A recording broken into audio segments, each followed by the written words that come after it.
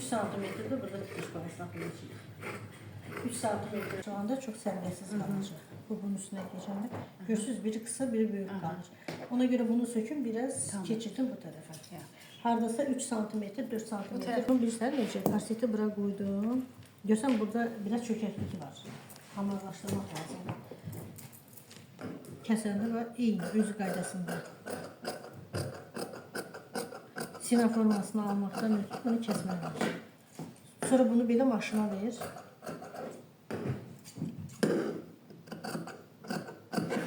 Bunu maşına ver, bunu yaxşı alınsan. Onu da bir maşına, bu hissəsini də. Götür belə ver. Həmişə parçanı bikəndə tərsinə düzünə fikir verin. Əgər qırağında tikanlı belə əlinizə batdısa kənarlarında, deməli tərsidir.